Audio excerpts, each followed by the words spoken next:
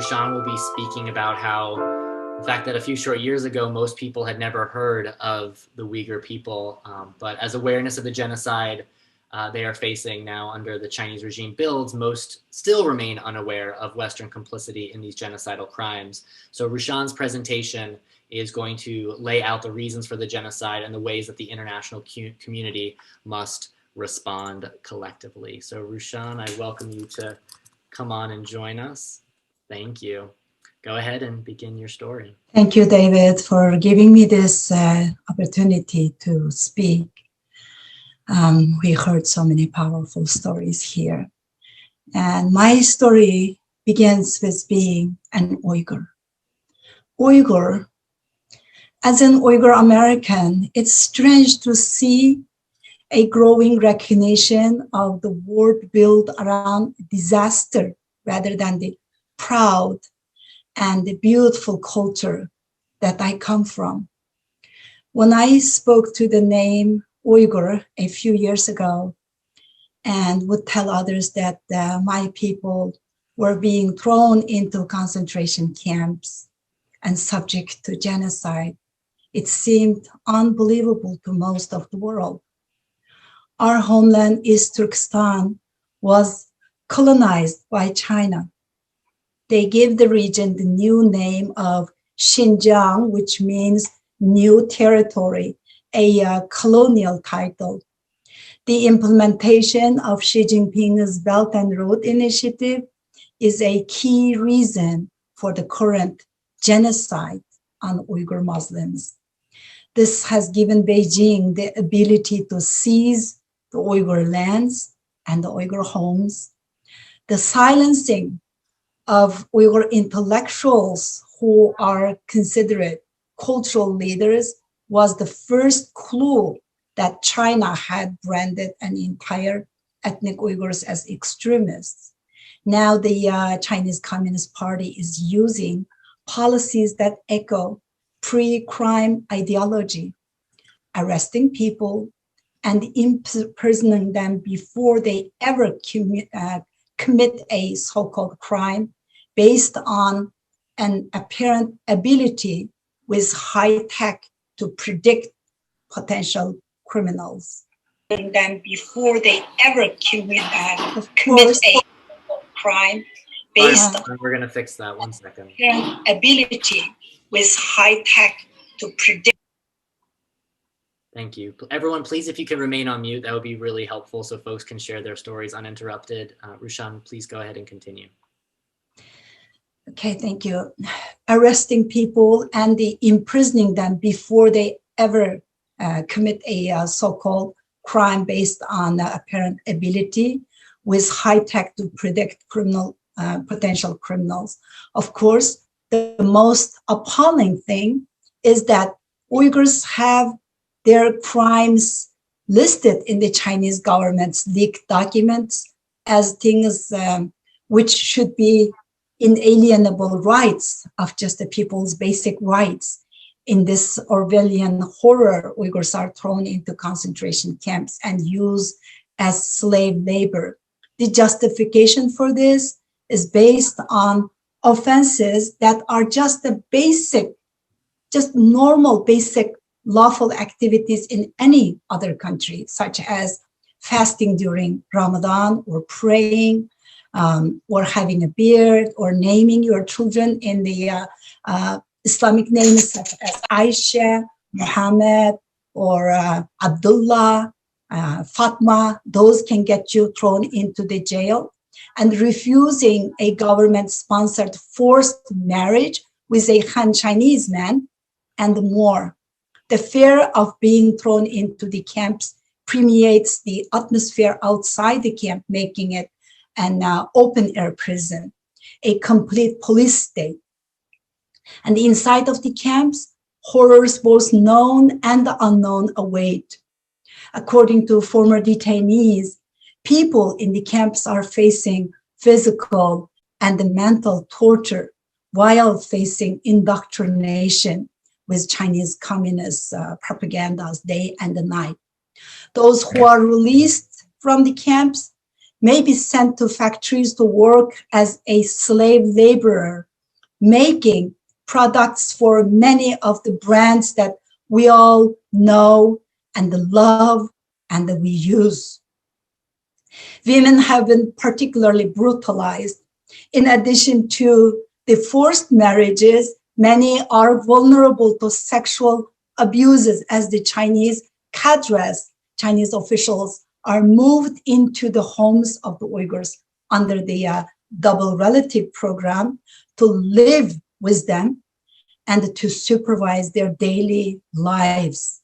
For those women whose husbands or fathers are in the concentration camps or the prisons are subject to sexual abuses, if they oppose that, that could be the reason to send them to the camps. Women are also forced to have abortions, and they are permanently sterilized against their will. The plunging birth rates among the Uyghurs are the clear indication of the Chinese regime's genocidal actions.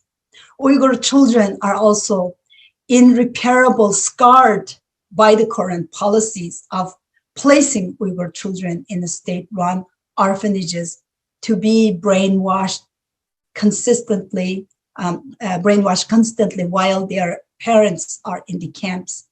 While all these are happening on our watch, where are the leading voices for women's and the children's rights?